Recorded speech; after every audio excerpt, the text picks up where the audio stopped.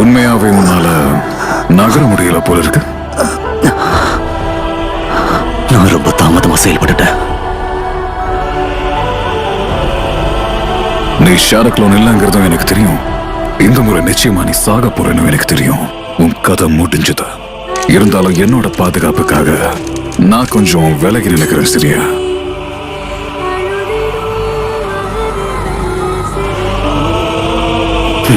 நீ இப்போ வலிய உணர்வ.